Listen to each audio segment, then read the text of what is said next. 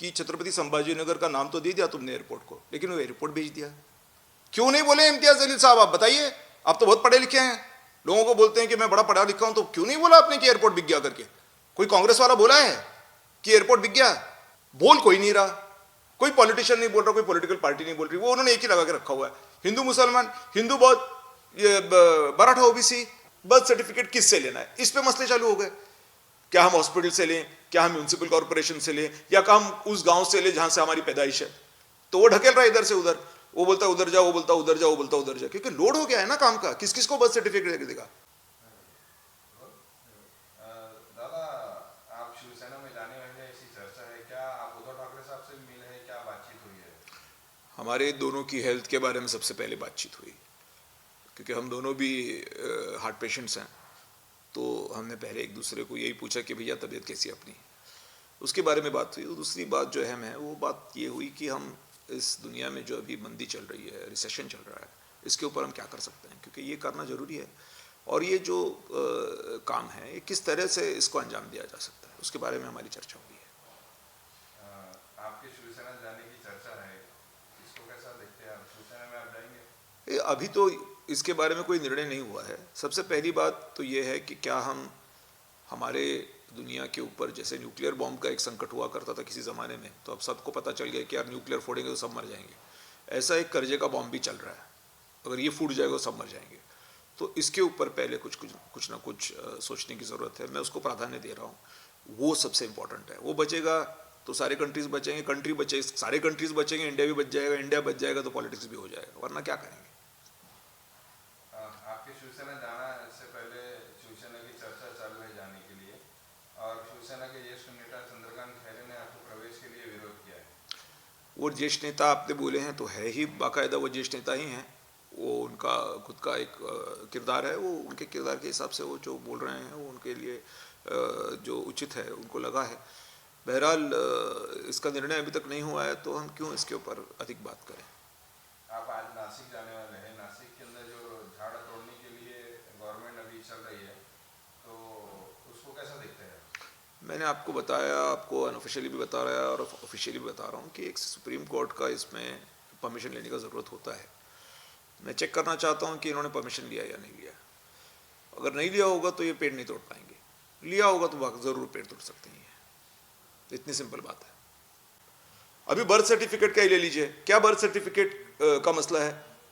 क्योंकि आस्थापना खर्च कम करना चाहता है गवर्नमेंट, तो क्या एक आदमी कितना डिपार्टमेंट संभाल रहा है, कितने, अब जैसे ग्राम पंचायत का ग्राम सेवक है, कितना ग्राम पंचायत संभाल रहा है वो आदमी? एक ग्राम सेवक 5-5, 6-6 ग्राम पंचायत संभाल रहा है, एक तलाटी 5-5, 6-6, अरे 10-10 कहीं के पे सजा संभाल रहा है। ठीक है, जो शिक्षक है, ये जो आंदोलन चल रहा है अभी, ये क्या बोल रहे हैं, यार तुम हमारे से शिक्षण भी करवा के ले रहे हो, तहसील के काम भी हम ही करेंगे, कलेक्टर ऑफिस में भी शिक्षक ही काम करेगा। हाँ, तो ये क्या हो रहा है? ये हमारा जो इस्टेब्लिशमेंट एक्सपेंडिचर है, आस्थापना खर्च है, ये कम होने के वजह से ये पूरा लोड है। अब ये लोड जो आ गया है, इसकी वजह से क्या हो रहा है, बर्थ सर्टिफिकेट किससे लेना है, इस पे मसले चालू हो गए। क्या हम हॉस्पिटल से लें, क्या हम म्यूनिसिपल कॉर्पोरेशन से लें, या क्या हम उस गांव से लें जहां से हमारी पैदाइश है? तो वो ढकेल रहा है इधर से उधर, वो बोलता उधर जाओ, वो बोलता उधर जाओ, वो बोलता उधर जाओ, क्योंकि लोड हो गया है ना काम का। किस किस को बर्थ सर्टिफिकेट देगा? पॉपुलेशन तो कम नहीं हो रही है, पॉपुलेशन कम नहीं हो रही है, पॉपुलेशन बढ़ रही है, लेकिन क्या इस्टेब्लिशमेंट का खर्चा उस पॉपुलेशन के हिसाब से बढ़ाया जा सकता है क्या? आंसर है नहीं, क्योंकि हम अग्निवीर बना चुके हैं। हमारी मिलिट्री तक को हम अगर परमानेंट नहीं रख पा रहे हैं, तो हम बाकी के लोग परमानेंट कहां से करेंगे, कहां से भर्ती करेंगे बताइए? और नहीं भर्ती करेंगे, लोड हो जाएगा, लोड हो जाएगा, ये पंगा हो जाएगा। अब परसों का जो इंडिगो का जो तमाशा है, या अभी जो चल रहा है, लोड हो गया है, नहीं संभाल पा रहे हैं पायलट्स, कितना काम करेंगे, प्रॉफिटेबिलिटी इफेक्ट हो गई है, क्योंकि टैक्सेस इतने हैं जिसकी कोई हद नहीं है। किसको पता है कि छत्रपति संभाजीनगर औरंगाबाद का एयरपोर्ट ये बिक चुका है, गया, प्राइवेटाइज हो गया, टैक्स बढ़ गया। आपको जैसे पार्किंग के लिए गाड़ी लगानी है कहीं पे, तो पार्किंग वाला बोलता है 20 रुपए की पर्ची फाड़ो, वैसे ही एयरपोर्ट का भी है। आपको फ्लाइट लैंड करानी है तो पार्किंग करानी है तो आपको पैसा भरना पड़ता है। जो एयरलाइन कंपनी है, कहीं के कहीं बढ़ा दिए टैक्सेस, औकात नहीं है उसकी उतना टैक्स भरने की, उतना उसको प्रॉफिट नहीं आ रहा है। ठीक है, तो वो क्या कर रहा है, वो उस पर ढकेल रहा है पायलट के ऊपर। वो पायलट बोल रहा है मेरी जान ले लोगे क्या, कितना काम करवाओगे मेरे से? तो ये पंगे हो रहे हैं सब। फ्यूल टैक्सेस, इतने फ्यूल टैक्सेस बढ़ गया, उसका एरोप्लेन यहां से बंबई कितना, ये बता रहे हैं कि कितना भाड़ा लेना चाहिए। अरे तो फ्यूल टैक्स भी तो कम कीजिए ना, फ्यूल टैक्स कम नहीं करेंगे, भाड़ा आप मेंटेन करेंगे, तो हम लोग क्या करेंगे? जेट एयरवेज डूब चुका, स्पाइस जेट डूब चुका, किंगफिशर एयरलाइंस डूब चुका, अब इंडिगो इधर उधर चल रहा है, वो भी डुबाने के चक्कर में। कल एयर इंडिया डूब जाएगा, फिर क्या बचेगा? अच्छा, वो एयर इंडिया भी आपने बेच दिया, वो भी आपके पास नहीं है, फिर कहां से जाएगा? पैदल जाएगा आदमी? बोले हमने रेलवे छोड़ दिया। इसका मतलब क्या हुआ? पागल हो गए हो क्या? सिस्टम तोड़ रहे हो, और सिस्टम को तोड़ोगे एक दिन रेलवे भी बंद हो जाएगी, फिर क्या करेंगे लोग? फिर कैसे जाएंगे यहां से वहां? फिर बस से चले जाना, बस बंद कर दोगे। मैंने तो सुना है एमएसआरटीसी को भी बेचने को निकाला है, फिर क्या करोगे? पैदल जाएंगे हम लोग, और आप घूमोगे मर्सिडीज में, आप घूमोगे रेंज रोवर में, फिर क्या होगा? कोई सरफिरा उड़ जाएगा और पत्थर मारेगा आपको एक दिन, और एक ने पत्थर मार दिया, खत्म पिक्चर। मुझे अभी पूछते हैं लोग कि भाई खैरे साहब ने विरोध कर दिया आपको शिवसेना में लेने के लिए, या कोई और कुछ बोलता है, या और कोई कुछ बोलता है, इम्तियाज़ जलील जी कुछ बोलते हैं, या कांग्रेस वाले लोग कुछ बोलते हैं, या बीजेपी वाले लोग कुछ बोलते हैं। यार मैं तो कोई महज एक एक्स एम एल हूँ, मैं तो कोई बड़ा आदमी नहीं हूँ कि मेरे बारे में इतनी बात चले। लेकिन मुझे सवाल इन लोगों से सबसे पूछना है कि क्या तुम ये बोल सकते हो कि छत्रपति संभाजी नगर का नाम तो दे दिया तुमने एयरपोर्ट को, लेकिन वो एयरपोर्ट भेज दिया? क्या तुमने बोला है? किसी ने भी, कोई भी पॉलिटिकल पार्टी ने अभी तक ये आवाम को बताया है क्या कि औरंगाबाद का एयरपोर्ट बिक चुका? क्यों नहीं बताया? हिंदू मुस्लिम बताया है, हिंदू बौद्ध बताया है, हिंदू ओबीसी बताया है, मराठा ओबीसी बताया है, हाँ, इंडिया पाकिस्तान बताया है, इंडिया बांग्लादेश बताया है, इंडिया यूएस बताया, इंडिया रशिया बताया, फोटो छप रही है बहुत बड़ी। ये एयरपोर्ट क्यों नहीं बताया कि बिक गया? हाँ, अगर मैं इनको चोर बोलूंगा तो बोलेंगे हर्षवर्धन यादव हमको चोर बोल रहा है। क्यों नहीं बोले इम्तियाज जलील साहब? आप बताइए, आप तो बहुत पढ़े लिखे हैं, लोगों को बोलते हैं कि मैं बड़ा पढ़ा लिखा हूं, तो क्यों नहीं बोला आपने कि एयरपोर्ट बिक गया करके? कोई पॉलिटिकल पार्टी नहीं बोलती है, सबको अपनी दुकान चल रही है। दुकान चलने के लिए गिराइक तो बचना ना भाई, गिराइक ने दुकान क्या खोलेगी तुम? गिराइक खत्म हो चुका है, अब कौन सी दुकान चलाएंगे? मौत की दुकान। कोई कांग्रेस वाला बोला है कि एयरपोर्ट बिक गया? बड़ी बड़ी बातें करते हैं, महाराष्ट्र का प्राइम मिनिस्टर अभी मराठी आदमी बनने वाला है। अरे ये डिस्को चीजें छोड़ दो, खत्म हो चुके हैं हम लोग। वो पार्किंग वाले परेशान हैं वहां के एयरपोर्ट के, बोले यार रेट बढ़ा दिया हमारी पार्किंग की भी, प्राइवेटाइज हो गया तो रेट बढ़ गया। पार्किंग करने किसकी औकात नहीं, पेट कहां से भरेगा वो पार्किंग वाला? न वो भर पाएगा न एयरलाइन वाला भर पाएगा। इंडिगो डूबने को आ गया, ये डूबने को आ गया, बोल कोई नहीं रहा, कोई पॉलिटिशियन नहीं बोल रहा, कोई पॉलिटिकल पार्टी नहीं बोल रही। वो उन्होंने एक ही लगा के रखा हुआ है, हिंदू मुसलमान, हिंदू बौद्ध, ये मराठा ओबीसी, हाँ, कौन सी पिक्चरें निकालते ये? अपनी दुकान चलनी चाहिए। अरे बॉस, फिर दोहरा रहा हूं, दुकान चलने के लिए गिराइक जिंदा रहना बहुत जरूरी है। अगर गिराइक जिंदा नहीं रहेगा तुम्हारी दुकान चलेगी कहीं पे? छत्रपति संभाजीनगर औरंगाबाद के आवाम से मैं एक अपील करना चाहता हूं कि आपको पता है कि अब इस शहर के घर टूटना तकरीबन बंद हो गए हैं। म्यूनसिपल कॉरपोरेशन ने भी बहुत अच्छा सपोर्ट किया है इसके अंदर, मैं उनका अभिनंदन करता हूँ। बहरहाल इसको अब मुआवजे के तौर पे जब देखा जा रहा है तब कैश मुआवजा मिलना चाहिए, बात तो सच है। पैसा लाए तो कहाँ से लाएं, ये बहुत बड़ा सवाल आने वाला है। अब हर चीज़ के लिए पैसा ही ज़रूरी है। देखिए, मुआवजा चाहिए, पैसा ज़रूरी है, सड़क बनानी है, पैसा ज़रूरी है, पानी योजना करनी है, पैसा ज़रूरी है। तो ये पैसे की बात क्या है, क्या प्रॉब्लम है, क्या हो रहा है कि इसको बाईपास करके कुछ और करने का जुगाड़ हो रहा है? मैं इस सिलसिले में एक इंफॉर्मेशन पेश करना चाहता हूँ जो गवर्नमेंट ऑफ इंडिया के बजट बुक्स में बाकायदा लिखी हुई है। हमारे इंडिया के अंदर अभी जो इनकम है हमारे गवर्नमेंट का, वो 34,11,852 करोड़, इतना हमारा इनकम है। हमारा जो ब्याज जा रहा है साल का, वो 6,82,370.55 करोड़ इतना जा रहा है। और हमारी पेंशन और सब्सिडी, इस पे हमारे 3,41,185.278 करोड़ रुपए जा रहा है। साथ में ही हमारे सुरक्षा के लिए, डिफेंस के लिए 2,72,948.2 करोड़ रुपए जा रहे हैं।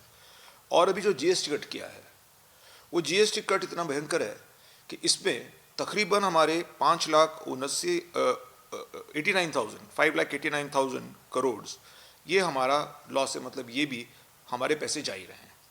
तो कुल मिला के अगर हमने इसका हिसाब लगाया तो हमारे ये समझ में आ रहा है कि हम 77,399.362 करोड़ रुपए के लॉस में चल रहे हैं। अब देखिए, इसमें इंपॉर्टेंट बात यह है कि ये सारी चीज़ें जो हैं, जिसमें हमने ब्याज पकड़ा है, जिसमें हमने पेंशन सब्सिडी पकड़ी है, जिसमें हमने सुरक्षा पकड़ी, संरक्षण पकड़ा है, डिफेंस पकड़ा है, और जीएसटी का कट पकड़ा है, ये जो सारी चीज़ें हमने पकड़ी, ये तो हमको करनी ही पड़ेंगी, इससे हम कहीं नहीं भाग सकते हैं। लेकिन सबसे इम्पोर्टेंट बात यह है कि आने वाले समय में इनकम बढ़ाने के लिए जो ह्यूमन डेवलपमेंट इंडेक्स बढ़ना चाहिए, यानी जो लोगों की जिंदगानियों में जो एक ऊंचाई आनी चाहिए, एक बेहतर ज़िंदगी जिसको बोला जाए कि वो आनी चाहिए, जिसकी वजह से फिर वो अलग अलग टैक्स भर पाएंगे। क्योंकि जब तक उनकी जिंदगानियों में अच्छाई नहीं आ जाती, क्योंकि सुधार नहीं आ जाता, तब तक वो टैक्स न कैसे भर पाए। गरीब आदमी थोड़ी टैक्स भर पाता है, जो डायरेक्ट टैक्स जिसको इनकम टैक्स बोला जाए या इस तरह के कोई टैक्स होता है। तो उसके लिए जो एक ग्रोथ की ज़रूरत है कि उसकी जिंदगानियों में एक अच्छाई आए, एक सुधार आए, उसके लिए जो पैसा लगना है जिसको हम बोलते हैं कि डेवलपमेंट स्कीम्स, वो पैसा लगाने के लिए हमारे पास पैसा बिल्कुल भी नहीं है। और इसकी वजह से आने वाले समय में हमारा जो इनकम है वो और ढीला होता जाएगा, और हमारा जो ब्याज है और ये जो खर्चे हम करने के बगैर हम सर्वाइव ही नहीं करेंगे, उसके ऊपर इम्पैक्ट होगा। आज हम 77,399 करोड़ रुपए माइनस में चल रहे हैं। तो अगर हम ऑलरेडी माइनस में चल रहे हैं और हमको आने वाले समय में जो इनकम बढ़ाने की ज़रूरत है वो हम बढ़ा नहीं पा रहे हैं, तो हम लोग क्या कर रहे हैं। अब ये 34,11,852 करोड़ .78 करोड़ ये वाली जो बात है, तो इन्होंने बजट के अंदर जो लिख करके दिया है उस हिसाब से मैं ये आपके सामने पेश कर रहा हूँ।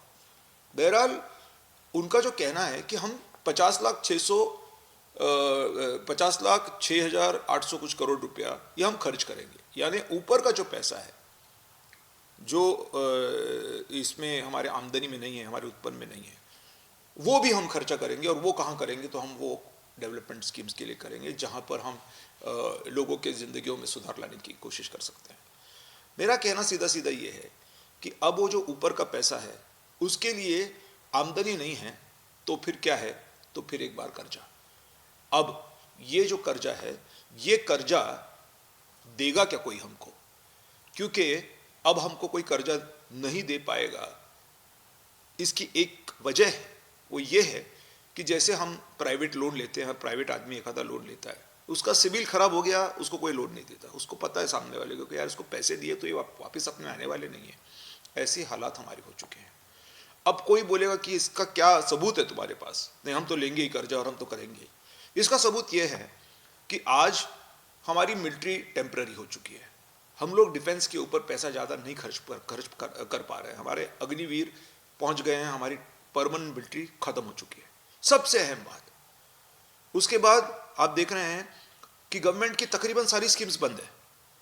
अगर आपने ग्राम पंचायत में किसी को पूछ लिया कि भाई तेरे को इस साल 25-26 में कितना पैसा सेंट्रल गवर्नमेंट ने दिया है, स्टेट गवर्नमेंट ने दिया है, तो ज़ीरो ये आंसर आता है।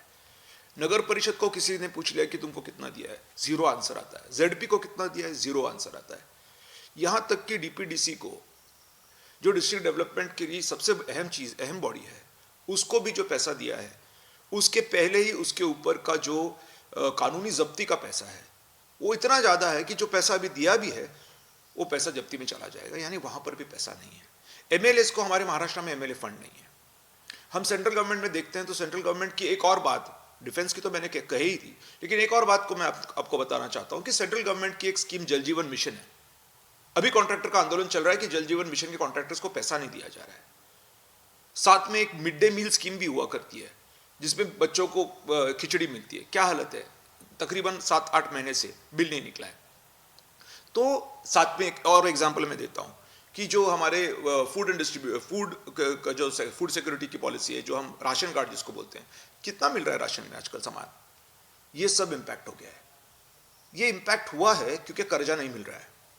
अगर कर्जा मिल रहा होता तो ये इम्पैक्ट नहीं होता। पहले ज़माने से भी, मतलब जब से हमारी इंडिया बनी है तब से यही है कि हमारा कर्जा बढ़ रहा है और हमारा इनकम उतना नहीं बढ़ रहा है जितना हम कर्जा लेकर के हम उसको रीपे कर पाएँ। लेकिन गए कुछ सालों से इतना स्पीड पकड़ लिया ये सब चीज़ कि अब लोन नहीं मिल रहा है, कर्जा नहीं मिल रहा है। इसकी वजह से ये सब प्रॉब्लम्स क्रिएट हो रहे हैं। तो इसका एक ही आंसर मेरे हिसाब से है, आज महानगर पालिका जो है वो परेशान है कि अब कैश मुआवजे की बात आ गई है, दे तो पाएंगे नहीं। इसका जो बैकग्राउंड है वो ये है जो मैंने आपको अभी बताया है। तो अब क्या, ये सिचुएशन में क्या, कैसे करेंगे? अब कोई बोलता है अमेरिका ने कर दिया, रशिया करके कुछ पैसा लगा रहा है। क्या लगाएगा वो? और जो भी पैसा लगाएगा वो हमारे को बांटेगा थोड़ी, वो अपने देश ले जाएगा या कहीं और ले जाएगा। उल्टा हम उसको सस्ता ज़मीन दे देंगे, उल्टा हम उसको टैक्स बेनिफिट दे देंगे, तो हमारा क्या फ़ायदा होगा रशिया का पैसा आकर के? या कोई भी देश हमारे पैसा गलत लगा रहा है तो क्या देने वाला है हमको, कितना देने वाला है? तो इसका उत्तर ये नहीं है। इसका उत्तर मेरे हिसाब से ये है कि जो सरकारी ज़मीनें हमने हमारे बड़े बड़े लोगों को देकर के रखी हुई हैं, जिसमें पॉलिटिशियंस है, ब्यूरोक्रेट्स है, फिल्म स्टार्स हैं, इनसे हम हमारे पैसे वसूल करें। जब किराया से दिया है प्रॉपर्टी तो उसका किराया तो भरना चाहिए, उसमें क्या गलत बात है? किसी को भी आप जब इस तरह से किराए पे जगह देते हो, छत्रपति संभाजी नगर औरंगाबाद के महानगर पालिका के अंदर भी काफ़ी लोगों को किराए से ज़मीन दी हुई है, लेकिन उसे किराया नहीं लिया जाता, या तो उनको अतिक्रमणित घोषित किया जाता है। तो मेरा कहना यह है कि इस तरह का कानून अगर यहाँ पे है, इस तरह का कानून हर जगह पे है, तो क्यों नहीं उनसे किराया लिया जाए? अच्छा, उनसे किराया लेना बुरी बात है क्या? बिल्कुल नहीं, क्योंकि उनसे किराया अगर लेंगे तभी तो पैसा आएगा सरकार को, तभी तो हम मिलिट्री परमानेंट कर पाएंगे, तभी तो ये स्कीम्स चलेंगी, तभी तो कर्जे का ब्याज दे पाएंगे, तभी तो मुआवजा दे पाएंगे लोगों को जिनके घर म्युनिसिपल कॉर्पोरेशन तोड़े हैं। वरना कैसे करेंगे? पैसे नहीं है अभी, यही एक जरिया है। तो मैं आवाम को ये अवगत कराना चाहता हूं कि आप इस बात को जरा समझिए, और ये जो भी मैंने फिगर्स बताए हैं, आप अगर आपके गूगल पे चले जाते हो, गूगल में ओपन कीजिए हाइलाइट्स या की features of budget government of India 25-26, ये टाइप करते हो, पढ़े लिखे बच्चे हैं हमारे, मैं उनको बताना चाहता हूँ कि आप ये सर्च करो, आपको ये सारा समझ में आ जाएगा। ये कोई रॉकेट साइंस नहीं है। जैसे किसी को सामने किसी के मर्डर हो रहा है, मगर उसको समझ में नहीं आ रहा है कि मेरी मर्डर की प्लानिंग चल रही है, क्योंकि उसको वो लैंग्वेज समझ में नहीं आ रही है। ठीक है, अगर हम हिंदी भाषी हैं, वो चाइनीज में बोल रहा है, सामने दोनों बैठ करके हमारा प्लान बना रहे कि आधे घंटे में इसको उड़ाना है, लेकिन हमको समझ में नहीं आ रहा है। वो हमारे साथ चाय पी रहा है, हमारे उड़ाने की प्लानिंग भी कर रहा है, लेकिन हमको समझ में नहीं आ रहा है। क्यों? क्योंकि हम उसकी लैंग्वेज से वाकिफ नहीं है। तो ये जो लैंग्वेज है, इससे हम लोग वाकिफ नहीं है। हमको दूसरी लैंग्वेजेस पढ़ाई है पॉलिटिशियंस ने, हिंदू मुसलमान हमको पढ़ाया है, कास्टिज्म पढ़ाया है, बाकी के हर चीज पढ़ाई है, मगर ये लैंग्वेज हमको नहीं पढ़ाई है। इसकी वजह से हमको प्रॉब्लम फेस करना पड़ता है। तो मैं आपको दरख्वास्त करना चाहता हूं इस प्रेस के माध्यम से कि इस सिचुएशन का आप समझदारी से लें और अवेयर हो जाएं। अब इस पे करना क्या है, करेगा कौन? सबसे पहली बात, जहां जहां पर भी आपके नेता है, आपके फ्रेंड्स हैं, उनको समझाने की कोशिश कीजिए कि देखो भैया, ये पोजीशन चल रही है, हम लॉस में चल रहे हैं, हमारी आमदनी बढ़ने के कोई भी चांसेस नहीं है। तो जहां जहां पे सरकारी ज़मीनें हैं, वहां पे एक एप्लीकेशन कलेक्टर को दे दो, ये ज़मीन सरकारी है, इसका किराया वसूल किया जाए। ये सबसे पहली बात। अपने फ्रेंड्स पॉलिटिशियंस को बोलो भैया किराया जमा करो, नहीं करेंगे सब लोग डूब जाएंगे। और अगर नहीं एक कर पाते हैं तो स्टेप 2 ये भी है, मुझे पता नहीं कि इलेक्शंस होंगे नहीं होंगे, मैं लोग खड़ा करूंगा नहीं करूंगा, लेकिन कभी मैंने किया, वो भी मैं अगर किया तो बात कर रहा हूं, तो मेरी विनती होगी कि जो इंडिया बोल के जो काम करना चाहते हैं, भारतीय बोल के जो काम करना चाहते हैं, वो इसके साथ में आ जाएं, जुड़ जाएं इसके साथ में, क्योंकि इसको कोई ऑप्शन नहीं है। कोई नेता, कोई पॉलिटिकल पार्टी आपको ये नहीं बताएगी जो मैं बता रहा हूं। तो इसकी वजह से अगर ये होता है तो आप इनको सपोर्ट कीजिए। कोई भी आदमी इस शहर के अंदर कैश मुआवजे की बात लेकर के उतरा नहीं था, ये बात सच है। कोई भी आदमी म्युनिसिपल कॉर्पोरेशन को लॉ नहीं समझा पाया, ये भी बात सच है। इसके पीछे कोई इरादा था क्या मेरा? ये बिल्कुल भी कोई इरादा नहीं था। ये एक जैसे हो जाता है कि यार मदद करना है, बस मदद कर दो, इस हिसाब से हो गया है। लेकिन पोजीशन जो चल रहा है अभी इंडिया के अंदर, वर्ल्ड के अंदर जो चल रहा है, वो भयंकर है। इसमें कहीं ना कहीं किसी न किसी को शुरुआत करनी पड़ेगी। जो लैंग्वेजेस इन्होंने हमको समझाई, हिंदू मुस्लिम, पार्टी पॉलिटिक्स, नेतागिरी, ये लैंग्वेज हमारे काम की नहीं है। अब ये लैंग्वेज हम गए 80 साल से यूज कर रहे हैं, ये हमारे काम की नहीं, फेल हो चुकी है ये। अब नया कुछ तो लाना पड़ेगा। अभी इन्होंने कुछ लाया, टीईटी, टीचर्स एलिजिबिलिटी टेस्ट। ये क्या बकवास है? क्योंकि इनको टीचर्स कम करना है। क्यों? क्योंकि हमारा जो इस्टेब्लिशमेंट खर्चा है, यहाँ पे हम देखते हैं स्थापना खर्च, तो ये स्थापना खर्च कितना है? यहाँ पे हमने जो क्या जिसको हम ये बोलते हैं ना कि पगार या ये सारी चीज़ें, तो ये स्थापना खर्च जो है, वो स्थापना खर्च जो है वो भी तकरीबन 16 करोड़ के दरमियान। स्थापना खर्च भी शायद मैंने इसमें लिखना भूल गया, 16 करोड़ के तकरीबन ये स्थापना खर्च है हमारा। तो 16 करोड़ का स्थापना खर्च, ये जो भी पैसा हम इस पे स्थापना पे लगा रहे हैं, ठीक है, तो ये अब परवड़ नहीं रहा है। तो फिर क्या, एलिजिबिलिटी टेस्ट, यानी क्या, अस्थापना खर्च को कम कर दो। तो अस्थापना खर्च को अगर कम कर दें तो क्या होगा, थोड़ा लोड कम हो जाएगा, सरकार चलेगी। अरे लेकिन जो घर जाएगा, जिसकी नौकरी चली जाएगी, वो क्या करेगा? अभी पहले ही आईटी सेक्टर में नौकरियां कम हो गई हैं, मैन्युफैक्चरिंग सेक्टर में नौकरियां कम हो गई है, सरकारी भर्ती नहीं है। तो अगर आपको करना ही है ये सब कम, तो ये तो चीज हर चीज को लागू है। क्या हमारे पॉलिटिशियंस गवर्नेंस कर पा रहे हैं क्या? फिर गवर्नेंस एलिजिबिलिटी टेस्ट भी होना चाहिए। अगर टीचर एलिजिबिलिटी टेस्ट है तो क्या हमारे आईएएस आईपीएस एक बार जब बच जाते हैं, क्या उनकी एलिजिबिलिटी रहती है कि जिस जगह पे वो बैठे हैं, जिस मुकाम पे वो बैठे हैं, क्या वो जस्टिस दे पा रहे हैं? हमारे जजेस क्या वो जस्टिस दे पा रहे हैं? कभी उनकी टेस्ट होती है क्या? नहीं होती है। तो ये टीचर्स एलिजिबिलिटी टेस्ट क्यों? तो टीचर्स एलिजिबिलिटी टेस्ट है तो जुडिशियल एलिजिबिलिटी टेस्ट होना चाहिए, लेजिस्लेटिव एलिजिबिलिटी टेस्ट होना चाहिए, एडमिनिस्ट्रेटिव एलिजिबिलिटी टेस्ट होना चाहिए, पुलिस एलिजिबिलिटी टेस्ट होना चाहिए। तो ये जो सारे चीजें हैं, इस चीजों को हम नजरअंदाज नहीं कर पाएंगे। और मेरा तो स्पष्ट रूप से कहना है कि आने वाले जून जुलाई तक ये देश डूब चुका होगा, और इसको बचाना है तो एक ही जरिया है कि लैंड से हम पैसा निकालें।